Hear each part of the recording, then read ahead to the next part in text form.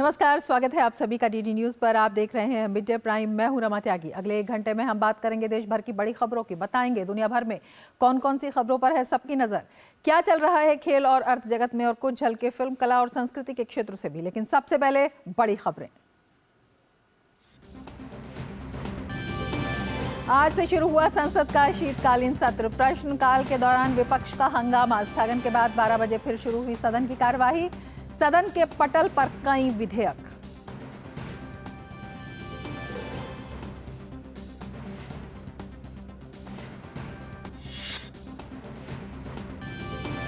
संसद का शीतकालीन सत्र शुरू होने से पहले प्रधानमंत्री नरेंद्र मोदी का बयान। विपक्ष को दी सकारात्मक राजनीति करने की नसीहत। कहा, देश ने नकारात्मकता को नकारा, पराजय का गुस्सा निकालने की बजाय सबक ले विपक्ष।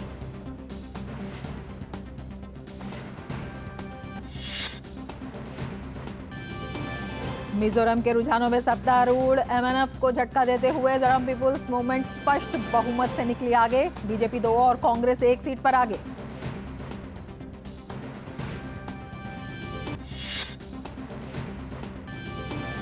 तीन राज्यों में बीजेपी की बम्पर जीत से शेयर बाजार उत्साहित। खुलते ही रिकॉर्ड स्तर पर पहुंचा सेंसेक्स और निफ्टी। सेंसेक्स ने लगभग 1000 अंकों की लगाई छलांग।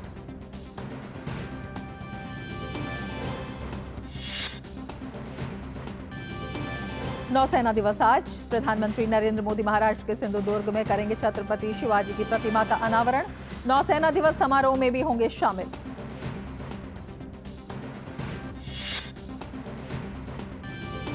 आंध्र प्रदेश और तमिलनाडु की ओर तेजी से बढ़ रहा है तूफान मिचौंग। कई जिलों में स्कूल कॉलेज बंद। पीएम ने राज्यों को दिया हर संभव मदद का भरोसा।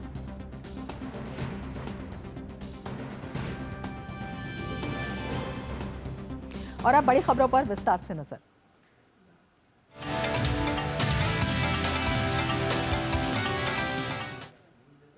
संसद का शीतकालीन सत्र आज से शुरू हो गया है। सत्र के शुरू होते ही एनडीए के सांसदों ने पीएम मोदी का तालियां बजाकर जोरदार स्वागत किया। इसके अलावा प्रधानमंत्री मोदी की मौजूदगी में लोकसभा में तीसरी बार मोदी सरकार और बार बार मोदी सरकार के नारे लगाए।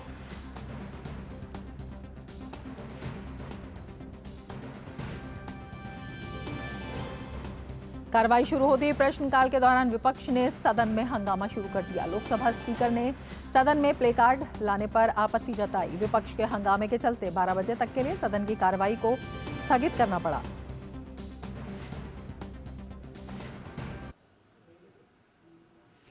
बारह बजे से सदन की कार्रवाई फिर से शुरू हुई। शिक्षा मंत्री धर्मेंद्र प्रधान ने लोकसभा में आज केंद्रीय विश्वविद्यालय संशोधन विधेयक 2023 पेश किया। इस विधेयक में तेलंगाना में एक केंद्रीय जनजातीय विश्वविद्यालय स्थापित करने का प्रावधान है। इससे पहले सांसद निशिकांत दुबे ने भारतीय न्याय संहिता और 2 अन्य संबंधित विधेयकों पर गृह मंत्रालय की स्थायी समिति की रिपोर्ट सदन में रखी। संसद का शीतकालीन सत्र शुरू होने से पहले प्रधानमंत्री नरेंद्र मोदी ने मीडिया को संबोधित किया। प्रधानमंत्री ने कहा, कल आए 4 राज्यों के नतीजे काफी उत्साहवर्धक हैं। उन्होंने कहा कि 4 जातियों, महिला, युवा, किसान और गरीब को सशक्त करने के लिए योजना बनाना है।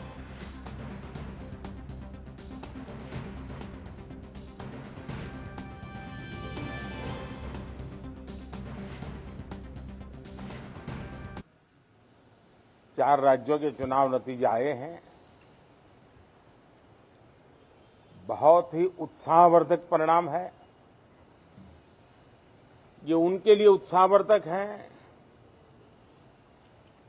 जो देश के सामान्य मानवी के कल्याण के लिए कमिटेड है, जो देश के उज्जवल भविष्य के लिए समर्पित है,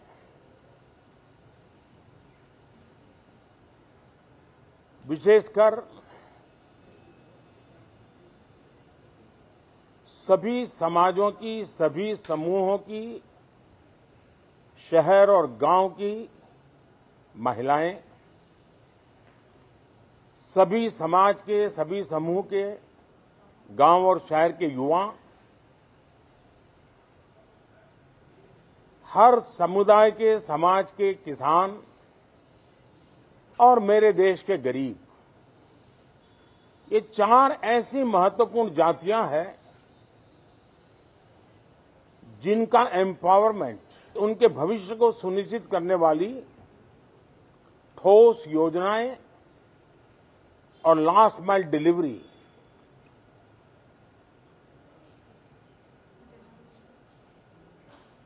इन उसूलों को लेकर के जो चलते हैं उन्हें भरपूर समर्थन मिलता है। प्रधानमंत्री ने सभी सांसदों से शीतकालीन सत्र में सदन को सुचारू रूप से चलाने का आग्रह किया। सभी सांसदों से आग्रह करता हूं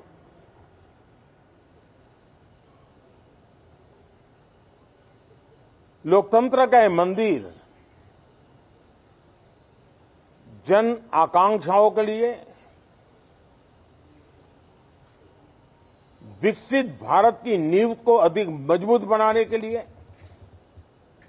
बहुत महत्वपूर्ण मंच है। मैं सभी माननीय सांसदों से आग्रह कर रहा हूं कि वो ज्यादा से ज्यादा तैयारी करके आएं।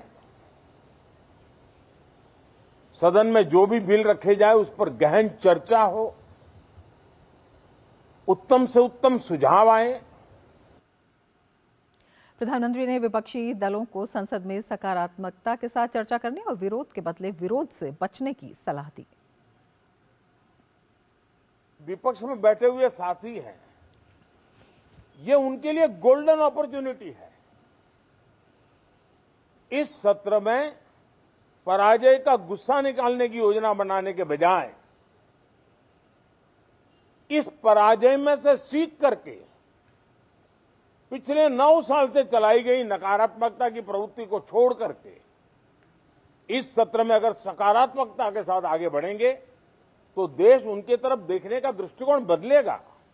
मैं करबद्ध प्रार्थना करता रहा हूं कि सदन में सहयोग दीजिए। आज मैं राजनीतिक दृष्टिकोण से भी कहना चाहता हूं कि आपका भी भला इसमें है कि आप देश को सकारात्मकता का संदेश दें। आपकी छवि नफरत की और नकारात्मकता की बने, वो लोकतंत्र के लिए अच्छा नहीं है।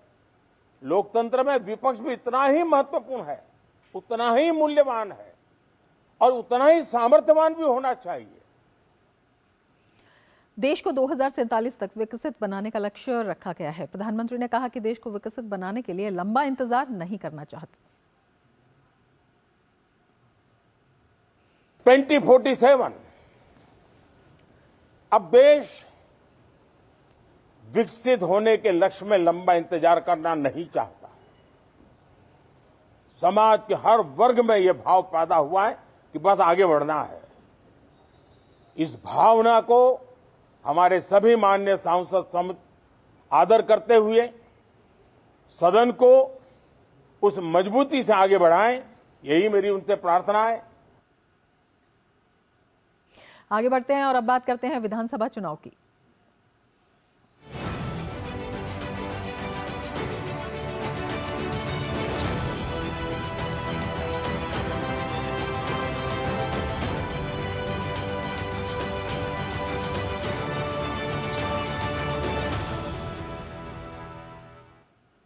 पूर्वोत्तर राज्य मिजोरम में विधानसभा चुनाव के वोटों की गिनती जारी है। शुरुआती रुझानों में राम पीपल्स मूवमेंट यानी ZPM ने स्पष्ट बहुमत हासिल कर लिया है। 40 विधानसभा सीटों वाले मिजोरम में ZPM 10 सीटों पर और 17 सीटों पर आगे चल रही है। वहीं मिजो नेशनल फ्रंट 6 सीटें जीत रही है, जबकि 4 पर आगे चल रही है। भाजपा 2 सीटें जीत गई है। कांग्रेस महज 1 सीट पर आगे चल रही है। चुनाव आयोग की ओर से सुरक्षा के पुख्ता इंतजाम किए गए हैं। मिजोरम में विधानसभा की कुल 40 सीटें हैं। किसी भी दल को सरकार बनाने के लिए बहुमत का आंकड़ा 21 है। भाजपा के राष्ट्रीय अध्यक्ष JP नड्डा ने चारों राज्यों की जनता का आभार व्यक्त किया। उन्होंने कहा कि रणनीति की चर्चा बैठक में तय होगी। आप सबका बहुत सहयोग मिला और छत्तीसगढ़ की जनता, राजस्थान की जनता, अपने तेलंगाना की जनता, मध्य प्रदेश की जनता, सबको बहुत बहुत धन्यवाद। बाकी बातें पार्टी के अंदर समय पर होंगी। रक्षा मंत्री राजनाथ सिंह ने मध्य प्रदेश, राजस्थान और छत्तीसगढ़ तीनों राज्यों में भाजपा की प्रचंड जीत को शानदार विजय बताया। उन्होंने कहा, जितनी सीटें पिछले लोकसभा के चुनाव में आई थी, इस बार उससे अधिक सीटों पर भाजपा विजय प्राप्त करेगी। सारे देश ने यह माइंड मेकअप कर लिया है कि 2024 के लोकसभा इलेक्शन में भारतीय जनता पार्टी गाड़ी देखिए आराम से क्लियर मेजॉरिटी से गवर्नमेंट पिछले लोकसभा के चुनाव में आई थी, उससे कहीं अधिक सीटों पर भारतीय जनता पार्टी और एनडीए के लोग विजय प्राप्त करेंगे। छत्तीसगढ़ विधानसभा चुनाव परिणाम पर छत्तीसगढ़ भाजपा अध्यक्ष अरुण साव ने कहा कि राज्य की जनता ने कांग्रेस को सबक सिखाकर उनकी सरकार को घर पर बिठाया है। भाजपा की जीत के लिए उन्होंने जनता का आभार जताया। छत्तीसगढ़ की गरीब जनता को लूटा, प्रदेश के विकास को अवरुद्ध किया। पूरे देश में जो छत्तीसगढ़िया सबले बढ़िया कहलाता था, उसे पूरे देश भर में एक भ्रष्टाचार अपराध युक्त छत्तीसगढ़ के रूप में शर्मसार करने का काम किया है। और इसलिए छत्तीसगढ़ की जनता ने कांग्रेस को कड़ी सबक दी है। नरेंद्र मोदी की गारंटी, नरेंद्र मोदी जी का नेतृत्व, नरेंद्र मोदी जी का छत्तीसगढ़ की जनता पर भरोसा, उस भरोसे के दम पर कांग्रेस के कुशासन का अंत हुआ है। छत्तीसगढ़ की जनता ने भारतीय जनता पार्टी पर भरोसा किया, भारतीय जनता पार्टी को आशीर्वाद दिया। मैं छत्तीसगढ़ की जनता का आभार व्यक्त करता हूं। और अगर बात हम मिजोरम की करें तो मिजोरम पीपल पार्टी के मुख्यमंत्री पद के दावेदार लालजू होमा ने विधानसभा में साफ बहुमत की स्थिति में कहा कि वे कल या परसों राज्यपाल से मिलकर सरकार गठन करने का दावा पेश करेंगे।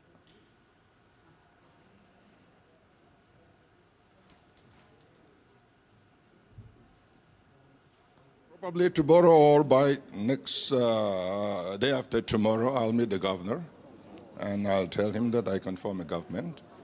After that, we'll have a meeting with our elders council.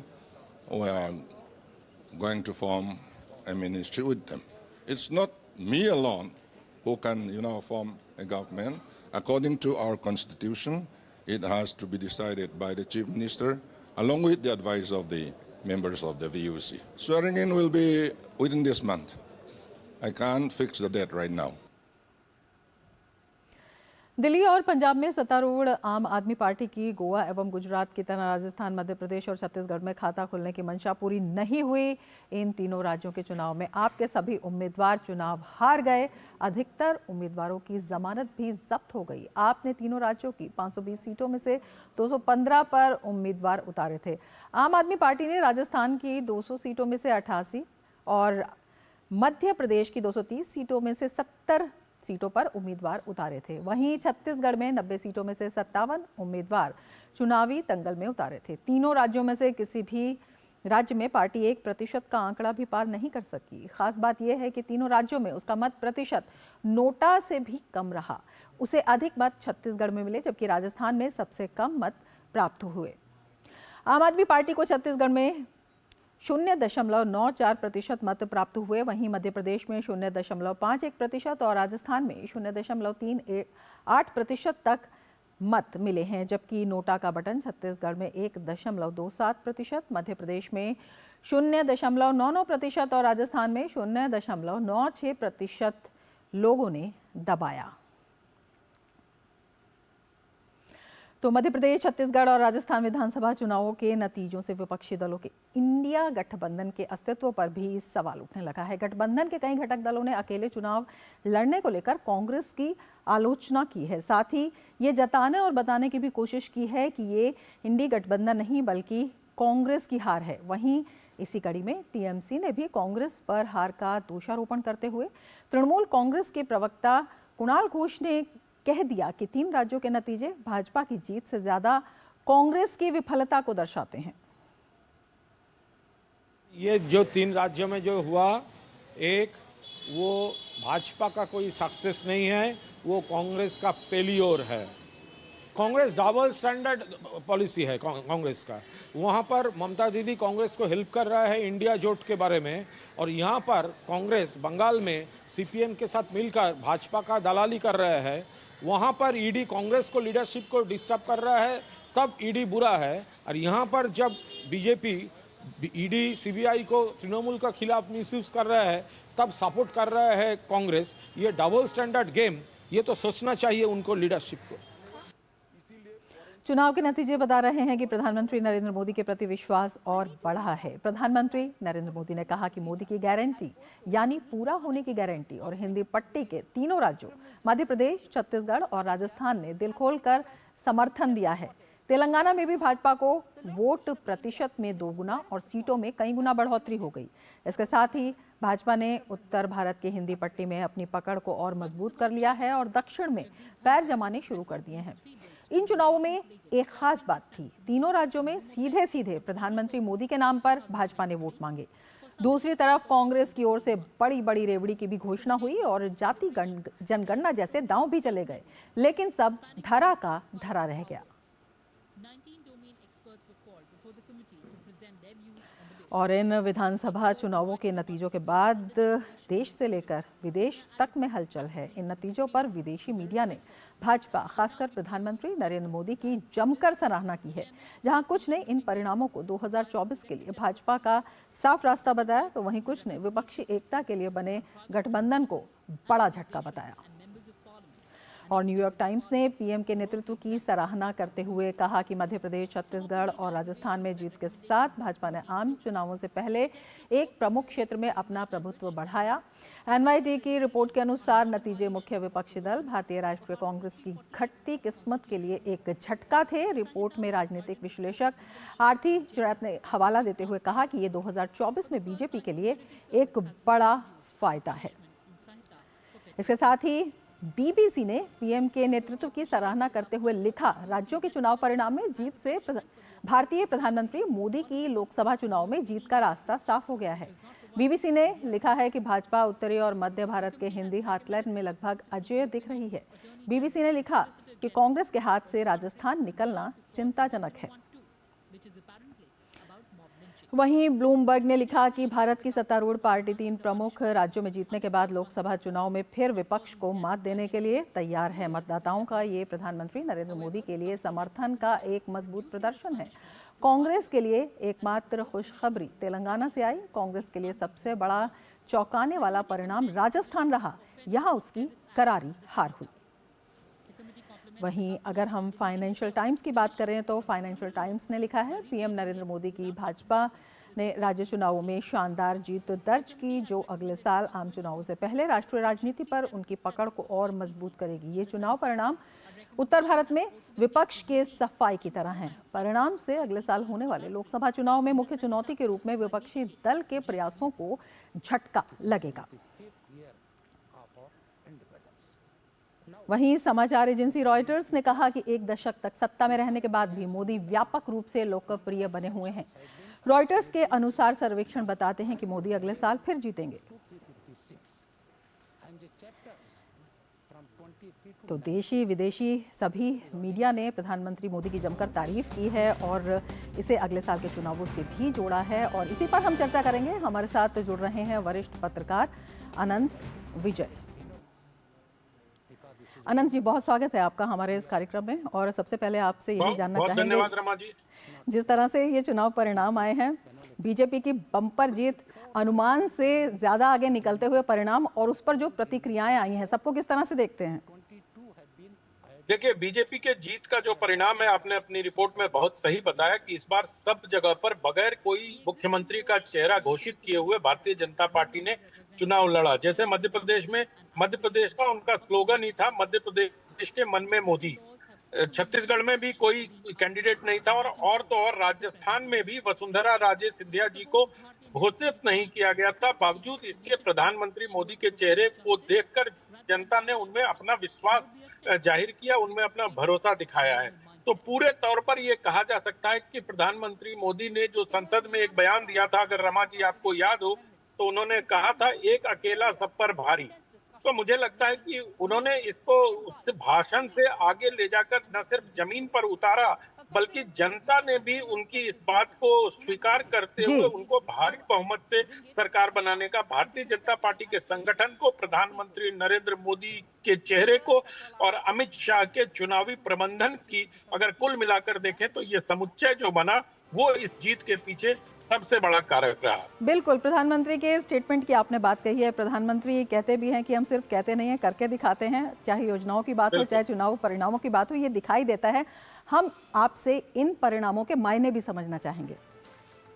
देखिए रमा जी, मेरी समझ में इन परिणामों का ये मायने है कि नरेंद्र मोदी को अगर आप देखें तो स्वाधीनता के बाद जितने भी राजनेता हुए उनमें से नरेंद्र मोदी इस वक्त सबसे बड़े और सबसे लोकप्रिय नेता के तौर पर राष्ट्र के सामने, पूरी दुनिया के सामने उनकी एक छवि बनी है।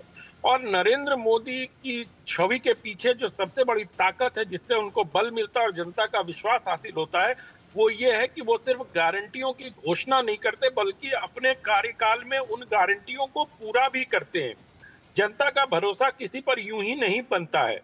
तो मुझे लगता है कि नरेंद्र मोदी जी ने के व्यक्तित्व के जो 3 हिस्से चर्चा में आते हैं कि पहले 10 साल उन्होंने संगठक के तौर पर काम किया, अगले 10 साल उन्होंने मुख्यमंत्री के प्रशासक के तौर पर काम किया, और इन दोनों के बाद अब 10 साल तक उन्होंने देश को चलाया और कुशलता पूर्वक चलाया। तो इन 30 सालों का उनका जो अनुभव है वो उनको जनता से जोड़ता है। लेकिन इसका एक बहुत खतरनाक संदेश मुझे कल से देखने को मिल रहा है, जहां लोग अब उत्तर और दक्षिण भारत के डिवाइड होने की बात करने लगे। उत्तर में, हिंदी पट्टी में, इस तरह की शब्दावलियों से विश्लेषकों को बचना चाहिए। मुझे लगता है कि अगर आप तेलंगाना में देखें, भले वहां कांग्रेस पार्टी की जीत हुई है, लेकिन कांग्रेस पार्टी की जीत के साथ साथ हमें यह भी ध्यान रखना चाहिए कि तेलंगाना में भारतीय जनता पार्टी की 1 सीट थी जो अब कई गुना बढ़कर 8 या 9 सीट हो गई है। उनका वोट प्रतिशत 7 था जो बढ़कर 14 हो गया है। तो ये बड़े चौंकाने वाले चीजें हैं जिनको हमें ध्यान देना चाहिए कि किस प्रकार से। और रमा जी, आज मैं आपके साथ बातचीत में ये कह रहा हूं कि 2024 के जब लोकसभा चुनाव होंगे तो उसमें आपको केरल और तमिलनाडु दोनों में बीजेपी के अच्छा करने की खबर हम सब लोगों को मिलेगी, क्योंकि तमिलनाडु में भी और केरल में भी संगठन ने और प्रशासन ने लगातार इतना काम किया है। और नरेंद्र मोदी की जो साख, जो वैश्विक स्तर पर उनकी छवि और जो डिलीवर करने की उनकी क्षमता है, इन तीनों को अगर मिलाकर देखेंगे तो मुझे लगता है कि इन तीनों राज्यों के चुनाव परिणाम में भारतीय जनता पार्टी के जीत से जो संदेश निकलता है वो यही निकलता है कि जनता इस वक्त नरेंद्र मोदी की बातों पर विश्वास कर रही है, और ये विश्वास हमें मतों के जरिए दिखाई देता है। जी अनंत जी, जो बहुत सारे विश्लेषण थे, जो बहुत सारे विश्लेषक थे, उनको कहीं ज्यादा पीछे छोड़ दिया इन परिणामों ने। साथ ही एक बड़ी बात ये भी मैं आपसे समझना चाहूंगी, जो इंडी गठबंधन है उस पर भी एक बड़ा सवाल खड़ा हुआ है, एक उसके अस्तित्व पर प्रश्न चिन्ह खड़ा हो गया है, और वो भी इस वजह से जब उनके गठबंधन के अपने सदस्य ही कांग्रेस को दोषी ठहरा रहे हैं। अभी आपने सुना कुणाल घोष का बयान, आपने ही चलाया। वो तृणमूल कांग्रेस एक बड़ी मजबूत घटक INDIA गठबंधन की है। आपने उन कांग्रेस पार्टी को लेकर उनकी क्या संवेदना है, उनका क्या सोच है, ये अभी आपने सुना। और अभी हमारे दर्शकों ने दूरदर्शन के सुना कि किस प्रकार से वो कांग्रेस पार्टी को लगभग धोखेबाज कह रही है। इसी प्रकार का बयान अखिलेश यादव का मध्य प्रदेश चुनाव के दौरान हमने देखा। तो अभी जिस गठबंधन की बात आप कर रही है, उसने कुल मिलाकर 2.5 दिन काम किया है। 2.5 दिन के काम में अस्तित्व पहले बना ले, फिर अस्तित्व पर चिन्ह या प्रश्न चिन्ह लगेगा। मुझे लगता है कि अभी उस गठबंधन को आकार लेना बाकी है। अभी तो सिर्फ बैठक हुई है, वो अभी 2.5 दिन की, और उसमें उस बैठक में ही ममता बनर्जी छोड़ के चली गई, लालू यादव जी जल्दी निकल गए। तो इस प्रकार के कई चीजें हमारे सामने आई। अभी उनके कॉमन मिनिमम प्रोग्राम का क्या होगा, उनकी आर्थिक नीति क्या होगी, उनकी विदेश नीति क्या होगी, उनका नेतृत्व कौन संभालेगा। और INDIA गठबंधन के सामने जो तेलंगाना में कांग्रेस पार्टी की जीत हुई है वो सबसे बड़ी चुनौती के तौर पर आएगी, क्योंकि जो क्षेत्रीय पार्टियां हैं उनको ये लग रहा है कि वोट तो कांग्रेस पार्टी उनका ही काटेगी, उनके ही अस्तित्व को समाप्त करेगी, क्योंकि कांग्रेस पार्टी बीजेपी से नहीं लड़ के जीत रही है, वो क्षेत्रीय दलों से लड़के जीत रही है। जैसे BRS को वहां नुकसान हुआ तो कांग्रेस को फायदा हुआ। ऐसे में अखिलेश यादव जी हो, लालू यादव जी हो, या इन लोगों की जो पार्टी हो, या नेशनल कॉन्फ्रेंस हो, ये लोग कैसे भरोसा करेंगे, क्योंकि उनको तो ये लग रहा है अब और कि कांग्रेस पार्टी उनके ही वोट को काटकर अपने को मजबूत करेगी। तो ये आने वाले दिन जो तथाकथित INDIA गठबंधन बना था उसके लिए बहुत और बेहद चुनौतीपूर्ण होने वाले हैं, क्योंकि उनको लगेगा कि कांग्रेस उनको नुकसान पहुंचा सकती है। बिल्कुल, कई लोगों के लिए ये चुनौती जो है पैदा कर रहे हैं ये परिणाम। और इसी संदर्भ में अगर हम बात करते हैं आम आदमी पार्टी की, उन्होंने भी अपने उम्मीदवार उतारे और जिस तरह से जनता ने पूरी तरह से निकार दिया, नोटा से भी कम जो बटन है वो उनके नाम पर दबा। इसको किस तरह से देखते हैं? आपकी राजनीति हाशिए पर जाती हुई दिखाई दे रही है? अभी थोड़ा कहना जल्दीबाजी होगी, क्योंकि आम आदमी पार्टी देखिए मुख्यतः मैं मानता हूं कि वो दिल्ली की पार्टी है। अभी भले ही उनको राजनीतिक और पूरे देश में मतलब राष्ट्रीय पार्टी का दर्जा मिल गया है, लेकिन अभी जिस प्रकार से पिछले दिनों उनके नेताओं पर आरोप लगे या वो जेल गए, तो उससे जनता का जो एक विश्वास बना था, एक आंदोलन से निकली हुई पार्टी के तौर पर जब वो वापस आई थी और उनको भी तमाम राजनीतिक दलों की तरह ही व्यवहार करते हुए वो लोग दिखे या उन पर आरोप लगे, आरोप सिद्ध होंगे तो वो अलग की बात है। लेकिन राजनीति जो है अवधारणाओं से या परसेप्शन से चलता है, तो उनका परसेप्शन जो पिछले दिनों बना वो उन्होंने उन्हें नुकसान पहुंचा। और जैसा कि आपने बताया कि उनको 1% वोट भी इन 3 राज्यों में से कहीं नहीं मिल पाया, तो ये उस पार्टी के लिए चिंता की बात होनी चाहिए। और मुझे लगता है कि उनका नेतृत्व इन पार्टी चीजों पर विचार करेगा, और अगर उनको दिल्ली से बाहर अपनी पार्टी का विस्तार करना है तो उनको बहुत मेहनत करने की आवश्यकता होगी। बिल्कुल अनंत जी, एक बार फिर से जीत के परिणामों पर हम आना चाहेंगे। जिस तरह से हम बीजेपी की बम्पर जीत की बात कर रहे हैं और बीजेपी ने जिस तरह से इसमें चुनाव लड़ा, प्रधानमंत्री के चेहरे पर प्रधानमंत्री की गारंटी पर चुनाव लड़ा गया। प्रधानमंत्री ने हर जगह जाकर कहा कि जो गारंटी है वो मैं हूँ। अब उस चीज़ को देखते हुए आपको क्या लगता है, प्रधानमंत्री ने जिस तरह से कहा कि जो 4 जातियाँ हैं, 4 जो विभिन्न रूप से मुद्दे हैं वो निकल कर सामने आए हैं, महिला, किसान, युवा और गरीब, किस तरह से राजनीति में राजनीति के एक नए चेहरे, जिसमें पहले लाभार्थी बात की जाती थी, उसमें उस नए चेहरे में और क्या शामिल होता हुआ आप देख रहे हैं? रमा जी, ये आपने बहुत अच्छा प्रश्न पूछा और मैं शायद इसको भूल गया था। आज आप ये बात को जरूर रेखांकित करना चाहिए और हम पत्रकारों का ये दायित्व होना चाहिए कि इस बात को रेखांकित किया जाए कि देश की जनता ने अब जाति पाति की राजनीति को नकारना आरंभ कर दिया है। और ये भारतीय लोकतंत्र की, जब हम अमृत काल में हैं और 2047 के लक्ष्य को लेकर चल रहे हैं, ऐसे में जाति पाति में बांट कर देश को आगे नहीं ले जा सकता है। और राष्ट्र को अगर हमें मजबूत करना है, देखिए आज भारत का जो आम वर्ग है या भारत की जो आम जनता है वो विभाजनकारी शक्तियों को पहचान गई है। वो कोई एक दूसरे से लड़ाई नहीं करना चाहता। उनके अपने सपने हैं, उनके अपने बेहतरी के सपने हैं। उन बेहतरी के स्वप्न को पूरा करने के लिए वो उनको लगता है कि जाति पात की राजनीति में फंसेंगे, अगर लड़ाई झगड़े में फंसेंगे। इस देश ने जाति के नाम पर बहुत लड़ाइयां देखी हैं। मैं 90 के दशक में से देख रहा हूं और जाति के नाम पर इतनी लड़ाइयां देखी हैं हमने। तो इस चुनाव परिणाम का जो सबसे बड़ा बिल्कुल, जो लोकतंत्र की सही परिभाषा को जो बातें दबा देती थी, अब वही लोकतंत्र सामने आ रहा है जो सही परिभाषा है। जी अनंत विजय जी, विषय लंबा है लेकिन समय हमारे पास सीमित है। बहुत शुक्रिया इस विषय पर इतने महत्वपूर्ण तरीके से प्रकाश डालने के लिए।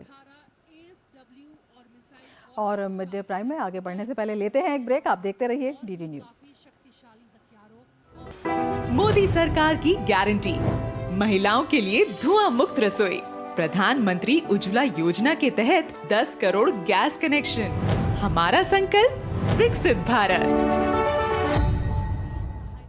तुम्हें पता है इन्वेस्टर्स के लिए एक इन्वेस्टर प्रोटेक्शन फंड होता है, IPF। लेकिन अगर तुम्हारा ट्रेड एक्सचेंज पर एग्जीक्यूट नहीं हुआ या फिर कोई गारंटीड रिटर्न्स वाली स्कीम है, तो ये IPF आपकी मदद नहीं कर सकता है।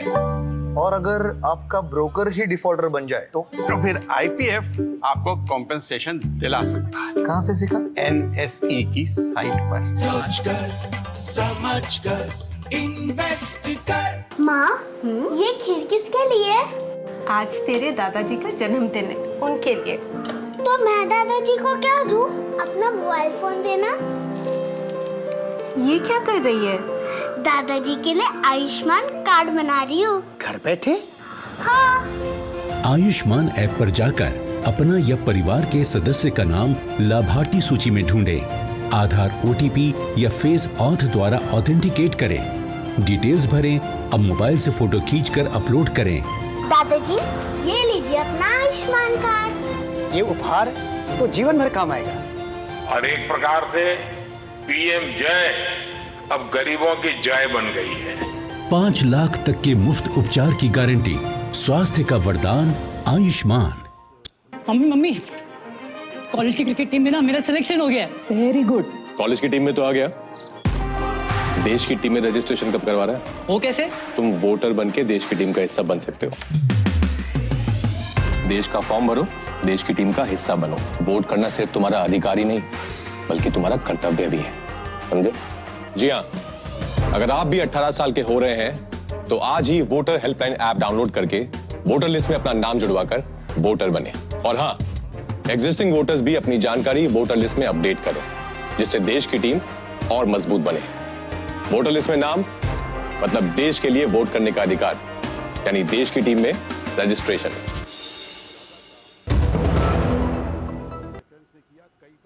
ब्रेक के बाद फिर से आपका स्वागत है। आज भारतीय नौसेना दिवस मनाया जा रहा है। 1971 के भारत पाकिस्तान युद्ध के दौरान ऑपरेशन ट्राइडेंट ने भारत को जीत दिलाई थी, जिसका जिक्र आज भी होता है। नौसेना प्रमुख एडमिरल आर हरिकुमार ने नौसेना दिवस के अवसर पर बधाई देते हुए कहा कि आज का दिन भारत की संप्रभुता और समुद्रीय सुरक्षा के प्रति नौसेना के समर्पण को दर्शाता है। नौसेना प्रमुख ने अपने कर्तव्य पथ पर प्राण न्यौछावर करने वाले नौसेना के शूरवीरों को भी नमन किया। नौसेना दिवस केवल एक सेलिब्रेशन नहीं है, ये भारत की सोवरेनिटी और समुद्री हितों की सुरक्षा के प्रति नौसेना की अटूट कमिटमेंट को भी दर्शाता है। ये भारतीय नौसेना के इलस्ट्रियस इतिहास के ग्लोरियस मोमेंट ऑपरेशन ट्राइडेंट के दौरान हमारे नौसैनिकों के शौर्य को याद करने के साथ साथ युद्ध के दौरान भारत की निर्णायक विजय को संभव बनाने वाले हमारे शूरवीर हीरोज के सुप्रीम सैक्रिफाइसेस को सम्मान देने का भी दिन है। भारतीय नौसेना दिवस के अवसर पर प्रधानमंत्री नरेंद्र मोदी ने सोशल मीडिया प्लेटफॉर्म एक्स पर लिखा, नौसेना दिवस पर भारतीय नौसेना के सभी कर्मियों को शुभकामनाएं। हमारे समुद्रों की सुरक्षा के प्रति उनकी प्रतिबद्धता, कर्तव्य के प्रति उनके अटूट समर्पण और हमारे राष्ट्र के प्रति प्रेम का प्रमाण है। हर परिस्थिति में उनका जज्बा और संकल्प अटल रहता है। हम उनकी सेवा और बलिदान के लिए सदैव आभारी हैं। मैं आज महाराष्ट्र के सिंधुदुर्ग में नौसेना दिवस कार्यक्रम में शामिल होने के लिए उत्सुक हूं। इस स्थान का छत्रपति शिवाजी महाराज से घनिष्ठ संबंध है, जिनके एक मजबूत नौसेना बनाने के प्रयास सर्वविदित हैं। आज इस विशेष दिन पर प्रधानमंत्री नरेंद्र मोदी महाराष्ट्र के सिंधुदुर्ग में होंगे। इस दौरान प्रधानमंत्री राजकोट किले में छत्रपति शिवाजी महाराज की मूर्ति का अनावरण करेंगे। साथ ही शिवाजी महाराज की एक चित्र प्रदर्शनी का भी अवलोकन करेंगे। इसके बाद प्रधानमंत्री नौसेना दिवस के कार्यक्रम में हिस्सा लेंगे। यहाँ भारतीय नौसेना के इतिहास पर भी एक प्रदर्शनी लगाई गई है, जिसमें शिवाजी महाराज के समकालीन जहाज के कई मॉडल बनाए गए हैं।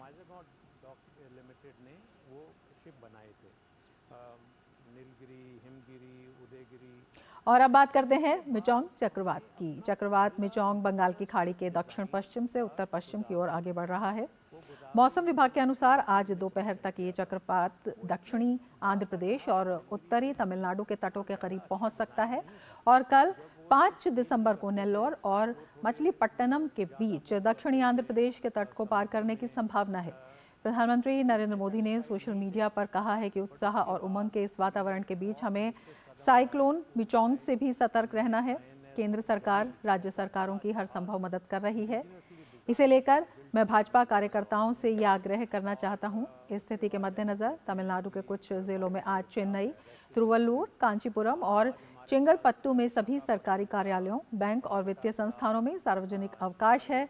सिर्फ आवश्यक सेवाएं मिल रही हैं। इस बीच चक्रवात के असर से चेन्नई में तेज बारिश हो रही है, जिसके कारण कई जगहों पर पानी भर गया है। पश्चिम गोदावरी, डॉक्टर अंबेडकर, कोणासीमा, कृष्णा, बापटला, गुंटूर, प्रकाशम, नेल्लूर, तिरुपति, चित्तूर, अनामया और वाई.एस.आर. कडप्पा जिलों में कहीं भारी और कहीं बहुत भारी बारिश और 110 किलोमीटर प्रति घंटे की रफ्तार से आंधी चलने का रेड अलर्ट जारी किया गया है।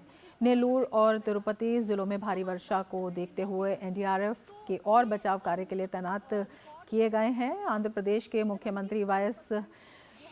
जगनमोहन रेड्डी ने कल चक्रवात के खतरों को लेकर अधिकारियों के साथ बैठक की और जानमाल की सुरक्षा के लिए सभी संभव उपाय करने के निर्देश दिए। तिरुपति, नेल्लूर, अटला, कृष्णा, गुंटूर, श्री सत्य साई, श्रीकाकुलम और पश्चिम गोदावरी जिलों में स्कूलों में आज छुट्टी घोषित की गई है। इसके साथ साथ बाढ़ की चेतावनी भी जारी की गई है और मछुआरों से कहा है कि वो समुद्र में ना जाएं। ओडिशा के क्षेत्रीय मौसम विभाग के वरिष्ठ वैज्ञानिक उमाशंकर दास ने कहा कि चक्रवाती तूफान मिचोंग के कल शाम तक आंध्र प्रदेश के दक्षिणी तट पर पहुंचने की उम्मीद है। साथ ही उन्होंने कहा कि ओडिशा के कई जिलों में तेज बारिश के लिए येलो कार्ड जारी किया गया है।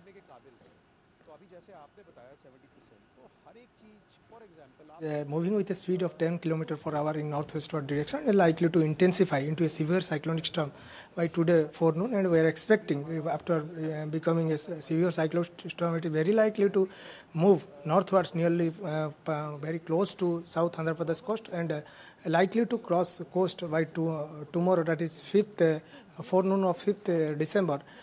Between Machilipatnam and Nellore, very close to Baptalam, and we are expecting during the crossing time, it will be crossing as a severe cyclonic storm, and wind speed likely to be around 80 to 90, gusting up to 100 kmph.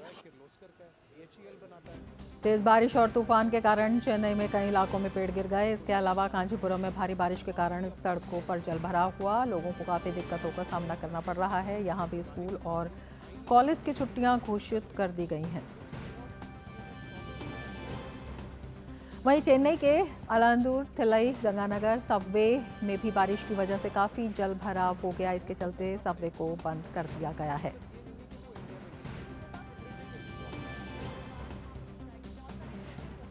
भारी बारिश के चलते चेन्नई में एक निर्माणाधीन दीवार के गिरने से 2 लोगों की मौत हो गई और एक शख्स गंभीर रूप से घायल हो गया है।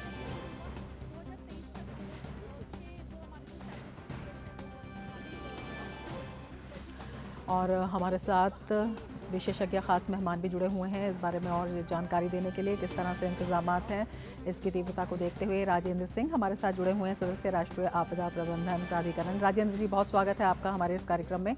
सबसे पहला सवाल आपसे यही, जिस तरह से इसकी रफ्तार है, जिस तरह से जो संभावना जताई गई है, उसे देखते हुए क्या क्या इंतजामात किए गए हैं? देखिए, अभी ये सीवियर साइक्लोन में बदल चुका है और जहाँ तक तैयारी की बात है, 1 और 3 को जो है NCMC की मीटिंग हुई है जो कि चेयर की गई है कैबिनेट सेक्रेटरी के द्वारा, जिसमें सारे विभाग के हेड और स्टेट के चीफ सेक्रेटरी जो हैं उसमें जुड़े थे और सारे निर्देश उनको इशू हो चुके हैं। और जो एक SOP हम इशू करते हैं साइक्लोन से पहले, 1 को हमने जो है SOP जो है इशू कर रखी है कि किस किस के क्या एक्शंस हैं। और इसी के तहत जो है अगर हम आज देखते हैं तो army, navy, air force, coast guard सब के अपने राहत और जो अपने रिस्पांस टीमें हैं वो सब अपने अपने जगह पे तैयार हैं। इसके साथ ही 22 टीमें NDRF की इस समय तमिलनाडु, आंध्र और उड़ीसा में बिल्कुल हर समय हर पल के लिए तैयार हैं। और इसके साथ ही साथ 29 स्टैंड बाई जो है NDRF की फोर्सेस भी हमारे पास रखी हुई हैं जिनको हम किसी भी मोमेंट पे बुला सकते हैं। और इसके साथ साथ स्टेट्स ने भी जो है काफ़ी अपने अच्छे कार्य किए हैं। तमिलनाडु ने जो है 153 जो है अपने रिलीफ सेंटर जो है खोले हैं जिसमें करीब करीब 7,000 लोगों को इस समय शिफ्ट किया है। इसी तरह आंध्रा में भी जो है 181 जो है रिलीफ सेंटर बनाए गए हैं जिसमें अभी तक जो है करीब 5,000 लोगों को स्थानांतरित किया जा चुका है। इसके साथ ही जो हमारा जो कम्युनिकेशन सिस्टम है, लोगों तक कैसे कैसे इसकी जानकारी दें, वो बहुत ही अच्छी तरीके से काम कर रहा है। और ये कम्युनिटी लेवल पे हम कैसे कर पा रहे हैं, इसके लिए हमारे आपदा मित्र जो पिछले 2 साल में हमने जो है 1 लाख वॉलंटियर्स हमने जो है इसमें जो है तैयार किए हैं हमने। उसमें जो है करीब आंध्र प्रदेश में 5,400, तमिलनाडु में 5,500 और उड़ीसा में करीब 4,500 आपदा मित्र हमारे पास हैं जो कि कम्युनिटी में जा करके, समुदायों में जा करके लोगों को आगाह कर रहे हैं कि उनको क्या क्या करना है, प्रिकॉशंस क्या क्या लेने हैं और किस तरह अपने सामान की सुरक्षा को लेकर के उनको जानकारियां दी जा रही हैं। बिल्कुल राजेंद्र जी, आपसे ये भी जानना चाहेंगे कि सूचना संचार तो है ही, इसके साथ साथ जो पूर्व चेतावनी प्रणाली है वो बेहद आवश्यक होती है इसमें किसी भी हालात से निपटने के लिए। उसके साथ कैसा तारतम्य किया गया है, उसकी क्या व्यवस्था है, उसका क्या असर है? देखिए, जो संचार प्रणाली है उसको इस समय EWDS जो है, जो हमारे पास प्रणाली है, वो बहुत ही अच्छे ढंग से काम कर रही है। और NCRMP जो प्रोजेक्ट हमारा जो आंध्रा और उड़ीसा में जब पहले फेज 1 में हमने लिया था, तो उसमें आंध्रा और उड़ीसा में जो है हर जिले, हर स्टेट, दोनों स्टेट में ये बहुत ही अच्छे ढंग से काम कर रहा है। और सेकंड फेज में हमने जो है वेस्ट बंगाल, गुजरात, गोवा, महाराष्ट्र और इसमें कर्नाटका और केरला को जो है इसमें सम्मिलित किया है। ये जो संचार प्रणाली है, इसमें चाहे वो सायरन्स हैं, चाहे सैटेलाइट फ़ोन है और मास कम्युनिकेशंस जो है, हम कैसे उनको फ़ोन के द्वारा, मोबाइल के द्वारा कैसे उनको मैसेज कर रहे हैं। अगर मैं बताऊं तो कल से और अभी तक तमिलनाडु में करीब करीब 4.5 करोड़ हमने लोगों को ये मैसेज भेजे हैं कि अपने जान माल की और अपनी सुरक्षा कैसे करनी है। तो बहुत अच्छे ढंग से कार्य कर रहा है ये भी। बिल्कुल राजेंद्र जी, आपसे ये भी जानना चाहेंगे कि सरकार जो है, आपदा राहत बल जो है, उनकी पूरी तैयारी होती है, लेकिन सामुदायिक भागीदारी भी इसमें बेहद महत्वपूर्ण भूमिका निभाती है। उसके लिए किस तरह से वहाँ पर इंतजाम है, किस तरह से उन्हें जागरूक किया जा रहा है, उन्हें जोड़ा जा रहा है? देखिए, इसमें जैसे मैंने कहा कि आपदा मित्रा एक स्कीम हमने लॉन्च की थी और उड़ीसा और आंध्रा में उन्होंने अपने कोस्टल एरिया में अपने एक वॉलंटियर्स की एक बहुत अच्छी अपनी जो है, उन्होंने एक फौज उनके पास है जो कि गांव-गांव में, कम्युनिटी में जा करके लोगों को गांव से ऐसे साइक्लोन की हालत में उनको बाहर निकालते हैं। और जो हमने जो साइक्लोन शेल्टर बना रखे हैं, जो उड़ीसा और आंध्र प्रदेश और वेस्ट बंगाल में और करीब हर कोस्टल स्टेट में हम NDMA ने करीब करीब जो है 800 साइक्लोन शेल्टर बनाए। इन लोगों को हम लोग वहाँ निकाल के लेके आते हैं और ये सारा काम जो है कम्युनिटी वॉलंटियर्स, कम्युनिटी वर्कर्स और SDRF के लोग, पुलिस के लोग और जो वहाँ के स्थानीय लोग जो हैं, वो उनकी भागीदारी बहुत महत्वपूर्ण है। और मैं समझता हूँ कि जैसे पिछले इस साल बिपरजॉय में हमने एक जान माल की कोई नुकसान नहीं हुआ था, मैं मानता हूँ कि मिचोंग में भी इस समय जो है हम लोग जो है इसको पार कर जाएंगे। बहुत शुक्रिया राजेंद्र जी, इतनी महत्वपूर्ण जानकारी हमारे साथ साझा करने के लिए। बहुत धन्यवाद। आगे बढ़ेंगे मिड डे प्राइम में, लेकिन उससे पहले ले लेते हैं एक ब्रेक। आप देखते रहिए DD न्यूज। अच्छी चीजों में समय लगता है, खूबसूरती निखारने में वक्त लगता है। ब्यूटीफुल डिजाइन्स टेक टाइम, लेकिन KYC अपडेट मिनटों में। KYC अपडेट अब आप घर बैठे बैठे भी कर सकते हैं। Registered email, registered mobile number, online banking से, आधार, OTP बेस्ड eKYC से या फिर वीडियो KYC से। यहाँ तक कि अकाउंट भी घर बैठे बैठे खोला जा सकता है। RBI कहता है, इन्हीं से सुनिए, जानकार बनिए, सतर्क रहिए। तुम्हें पता है इन्वेस्टर्स के लिए एक इन्वेस्टर प्रोटेक्शन फंड होता है IPF, लेकिन अगर तुम्हारा ट्रेड एक्सचेंज पर एग्जीक्यूट नहीं हुआ या फिर कोई गारंटीड रिटर्न्स वाली स्कीम है, तो ये IPF आपकी मदद नहीं कर सकता है। और अगर आपका ब्रोकर ही डिफॉल्टर बन जाए तो फिर IPF आपको कॉम्पेंसेशन दिला सकता है। कहाँ से सीखा? NSE की साइट पर। सोच कर, समझ कर, इन्वेस्ट कर। ब्रेक के बाद फिर से आपका स्वागत है और अब देखते हैं खबरें अर्थ जगत की।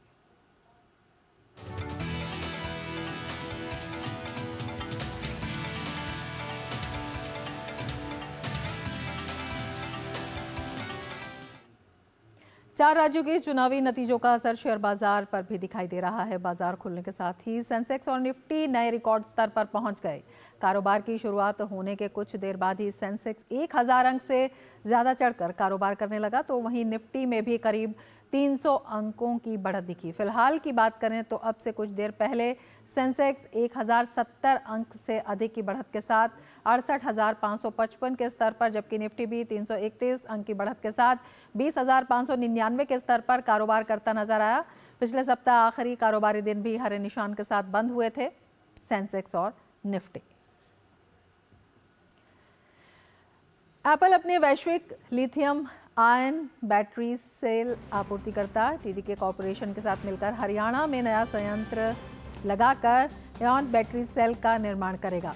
एप्पल के इस कदम से देश में 8,000 से 10,000 लोगों के लिए प्रत्यक्ष रोजगार के अवसर उपलब्ध होंगे। सेल की आपूर्ति एप्पल के आयन बैटरी असेंबलर सनवोडा इलेक्ट्रॉनिक्स को की जाएगी, जो पहले से ही देश में काम कर रही है और वर्तमान में दुनिया भर के विभिन्न बाजारों से सेल का आयात करती है।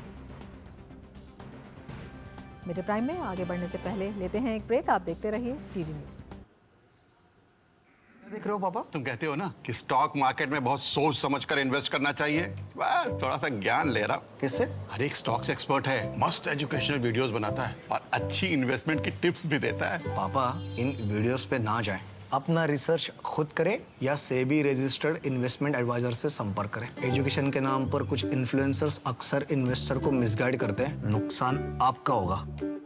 सोच कर समझ कर इन्वेस्ट कर। ब्रेक के बाद फिर से आपका स्वागत है और अब देखते हैं खबरें खेल जगत की।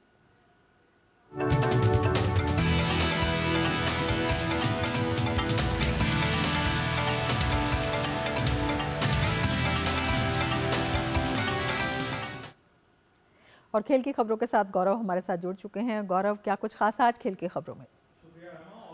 की जो खबरें हैं उसकी शुरुआत करेंगे भारत की शानदार T20 सीरीज जीत की खबर के साथ। भारत और ऑस्ट्रेलिया के बीच 5 मैच की T20 सीरीज को भारत ने 4-1 से अपने नाम कर लिया। भारतीय टीम ने सीरीज के आखिरी मुकाबले में बेंगलुरु में रविवार को ऑस्ट्रेलिया को 6 रन से हरा दिया। मैच में ऑस्ट्रेलिया के कप्तान मैथ्यू वेड ने टॉस जीतकर गेंदबाजी का फैसला किया। भारत ने 20 ओवर में 8 विकेट पर 160 रन बनाए, जिसके जवाब में ऑस्ट्रेलिया की टीम जो है वो 20 ओवर में 8 विकेट पर 154 रन ही बना सकी। अर्शदीप सिंह ने शानदार गेंदबाजी करते हुए आखिरी ओवर में 10 रन बचा लिए। उन्होंने टीम इंडिया को 6 रन से जीत दिलाई। अर्शदीप ने 20वें ओवर में ऑस्ट्रेलियाई कप्तान मैथ्यू वेड को आउट करके टीम इंडिया की जीत पक्की कर दी। वहीं दक्षिण अफ्रीका ने भारत के खिलाफ T20 इंटरनेशनल, वनडे और टेस्ट सीरीज के लिए अपनी टीम का ऐलान कर दिया है। दरअसल भारतीय टीम साउथ अफ्रीका का दौरा करेगी, जिसका आगाज 10 दिसंबर से T20 इंटरनेशनल सीरीज से होगा। भारत इस सीरीज के लिए जो है दक्षिण अफ्रीका ने कप्तान तेम्बा बावुमा और कगिजो राबाडा को लिमिटेड ओवर सीरीज से बाहर कर दिया है। हालांकि दोनों खिलाड़ी टेस्ट सीरीज में वापसी करेंगे। T20 और वनडे सीरीज के लिए एडन मार्करम को दक्षिण अफ्रीका ने कप्तान बनाया है। वहीं बावुमा को टेस्ट सीरीज में टीम की कप्तानी मिली है। और अब बात कर लेते हैं फुटबॉल की, जहां इंग्लिश प्रीमियर लीग में मैनचेस्टर सिटी और टॉटनहैम हॉटस्पर के बीच खेला गया मुकाबला 3-3 से ड्रॉ हो गया। इस मुकाबले में दोनों ही ओर से शानदार खेल देखने को मिला। मैच में पहला गोल टॉटनहैम की ओर से आया, जिसे सन ह्यून मिन ने खेल के 6 मिनट में किया, लेकिन इसके 3 मिनट बाद ही सन ह्यून मिन ने ओन गोल कर मैन सिटी का भी खाता खोल दिया। इसके बाद सिटी की ओर से फोर्डन ने खेल के 31वें मिनट में गोल कर टीम को 2-1 की बढ़त दिला दी। खेल के दूसरे हाफ में टॉटनहैम ने 69वें मिनट में बराबरी का गोल दागा। हालांकि 81वें मिनट में मैन सिटी ने एक और गोल कर 3-2 की बढ़त बना ली, लेकिन खेल के 90वें मिनट में हॉटस्पर की ओर से कुलुसेवस्की ने गोल दाग मैच को 3-3 की बराबरी पर खत्म किया। दोनों टीमों के बीच यह मुकाबला एतिहाद स्टेडियम में खेला गया। वहीं प्रीमियर लीग के ही एक अन्य मुकाबले में लिवरपूल की टीम ने फुलहैम को रोमांचक मुकाबले में 4-3 से हरा दिया। दोनों टीमों के बीच ये मुकाबला एनफील्ड के मैदान पर खेला गया। इस मुकाबले में लिवरपूल की टीम ने 2-3 से एक समय पीछे चल रही थी, लेकिन टीम ने 87वें और 88वें मिनट में गोल दागकर न केवल 4-3 की बढ़त हासिल की, बल्कि मुकाबले को भी अपने नाम कर लिया। लिवरपूल की टीम लीग में 14 मैचों में 31 अंक के साथ दूसरे स्थान पर मौजूद है। और अब बात कर लेते हैं बार्सिलोना की। स्पेनिश ला लीगा में बार्सिलोना का दमदार खेल जारी है। टीम ने रविवार को एटलेटिको मैड्रिड के खिलाफ 1-0 की जीत हासिल की। बार्सिलोना की ओर से जोए फेलिक्स ने खेल के 28वें मिनट में गोल किया। ये गोल मैच का एकमात्र गोल रहा और इसके बाद कोई और गोल देखने को नहीं मिला। इस जीत के बाद बार्सिलोना की टीम लीग में तीसरे स्थान पर पहुंच गई है, जबकि लीग में पहले स्थान पर रियल मैड्रिड की टीम मौजूद है। तो रमा, ये थी खेल जगत से जुड़ी हुई तमाम बड़ी खबरें। वापस एक बार फिर से आपके पास। बहुत शुक्रिया गौरव तमाम खबरों की जानकारी के लिए। और आपको बता दें, राज्यसभा के सभापति जगदीप धनखड़ ने सोमवार को उच्च सदन के उपाध्यक्षों के नए पैनल की घोषणा की। उपराष्ट्रपति ने संसद के शीतकालीन सत्र के पहले दिन सदन में इसकी घोषणा की। उन्होंने कहा कि उच्च सदन के उपाध्यक्षों के पैनल का पुनर्गठन किया गया है, जो 4 दिसंबर 2023 से प्रभावी होगा। पुनर्गठित पैनल में कांग्रेस की फूलोदेवी नेताम, भारतीय जनता पार्टी के एस पंगनार और दर्शना सिंह, मनोनीत सोनलमान सिंह, बीजू जनता दल के सस्मित पात्रा, YRS कांग्रेस के वी विजयसाई रेड्डी, तृणमूल कांग्रेस के सुखेंदु शेखर राय, निर्दलीय कार्तिकेय शर्मा शामिल हैं। इससे पहले सुबह उच्च सदन की बैठक शुरू होने पर राज्यसभा ने अपने पूर्व सदस्यों ललित भाई मेहता, बसंती शर्मा, MS स्वामीनाथन, MS गिल और DP चंद्रगौड़ा को श्रद्धांजलि दी। सभापति धनखड़ ने इन पूर्व सदस्यों का पिछले दिनों निधन हो जाने का जिक्र किया और सदस्यों ने दिवंगत पूर्व सदस्यों के सम्मान में कुछ क्षणों का मौन रखा। और अब बात कर लेते हैं उन खबरों की जो दुनिया भर में सुर्खियों में छाई हुई हैं।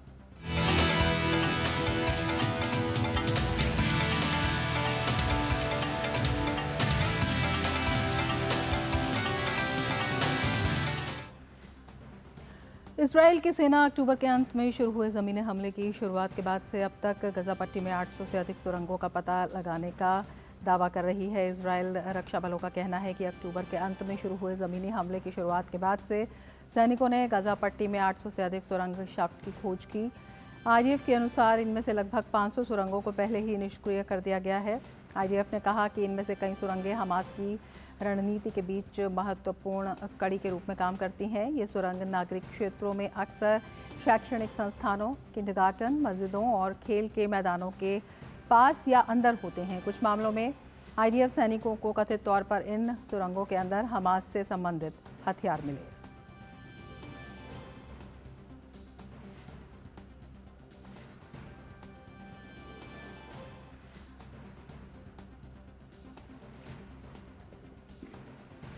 और बात करेंगे चक्रवाती तूफान मिचोंग की, जो चेन्नई के उत्तर पूर्व में करीब 110 किलोमीटर दूर पहुंच चुका है। चेन्नई मौसम विभाग के निदेशक डॉक्टर S बालाचंद्र ने बताया कि इसके बाद चक्रवात के पश्चिम उत्तर पश्चिम की तरफ जाने की संभावना है। उन्होंने बताया कि इसके साथ ही इसके गंभीर चक्रवाती तूफान में तब्दील होने की भी संभावना है। Cyclone now lies at about 110 km east northeast of Chennai. It has moved last 6 hours at the rate of 10 km per hour. Further, it is expected to move in northwest west-northwest direction and intensify into severe cyclonic storm by today forenoon. Further, it will move parallel to the coast of North Tamil Nadu and South Andhra, and it is expected to cross between Nellore and Masurpettu by tomorrow forenoon. और हमारी संवाददाता प्रियंका जैन चेन्नई से इस वक्त हमारे साथ जुड़ी हुई हैं। प्रियंका, आपसे जानना चाहेंगे, जिस तरह से मौसम विभाग की जानकारी सामने आई है, चेन्नई से 110 किलोमीटर की दूरी पर ये है और इसके तीव्र होने का भी अनुमान है। किस तरह की वहाँ पर स्थिति है, किस तरह के जो प्रिकॉशंस है वहाँ पर लिए गए हैं? हाँ, जैसे कि आप देखते हैं हेवी प्रिकॉशनरी मेजर्स लिया हुआ है, बोथ बाय द स्टेट और बाय द सेंट्रल, दोनों से हेवी प्रिकॉशन मेजर्स लिया गया है। मगर ये जो तूफान है जितना स्लो से मूव हो रहा है उसके कारण रेन्स ज़्यादा हो रहे हैं और हवा का विंड्स का ये भी बहुत ज़्यादा हो रहा है। इसके कारण आप देख सकते हैं एयरपोर्ट जहाँ all the flights have been cancelled till further orders. वैसे ही रेल में भी सब जगह काफी कुछ पानी भर रहा है और सिचुएशन धीरे धीरे जब तक ये पास नहीं होगा, जैसे वो विंड्स और पानी का बारिश चले रह रही है और जगह जगह आप देख सकते हैं पानी जहाँ ये सब क्या बोलते हैं वाटर बॉडीज को लेवल सब इंक्रीज कर दिया है, but the flow is very high. उसके कारण बहुत सारी जगह में आप देख सकते हैं पानी रुक रहा है, but the government everybody measures ले रहे हैं। जगह जगह पेड़ भी नीचे पड़े हुए हैं, तो measures are going, but side by side वो बारिश भी बहुत काफी ज्यादा हो रही है। बिल्कुल प्रियंका, साफ तौर पर दिखाई दे रहा है कि वहाँ पर जो जल भराव है वो काफ़ी जो है दिखाई दे रहा है। किस तरह की एडवाइजरी जारी की गई है? अभी गवर्नमेंट ने ये एडवाइस किया है कि पीपल को फर्दर ऑर्डर्स के तक आके घर से बाहर अनटिल एंड अनलेस जब तक इमरजेंसी नहीं हो उसको बाहर नहीं आने के लिए बोला गया है। बट पानी ड्रेनिंग का भी फुल फ्लो में चल रहा है वर्क, बट काफी ज्यादा बारिश होने के कारण वो कॉन्स्टेंटली वो रिवर्सल में हो रहा है, वापस आ रहा है। और सब जगह काफी जगह में इलेक्ट्रिसिटी भी प्रॉब्लम हो रहा है, सब जगह हैवी ऑलमोस्ट बहुत सारी areas are affected by this rain. तो एक साथ तो ये नहीं, but overall the situation we are trying to bring under control. और आप देख सकते हो बिकॉज ऑफ बारिश कल भी पब्लिक हॉलीडे डिक्लेयर किया गया हुआ है 7 डिस्ट्रिक्ट में। गवर्नमेंट हैज डिक्लेयर वापस, क्योंकि ये constant rain, extreme heavy rain से आर एक्सपेक्टिंग। इसके कारण से चेन्नई, कांजीपुरम, चंगलपेट और तिरुवल्लुर चारों डिस्ट्रिक्ट को कल भी पब्लिक हॉलीडे डिक्लेयर किया गया है गवर्नमेंट ने। जी प्रियंका, आप नजर बनाए रखें। फिलहाल शुक्रिया पूरी जानकारी के लिए। और इसके साथ ही मिड डे प्राइम में फिलहाल इतना ही। दीजिए इजाजत, नमस्कार।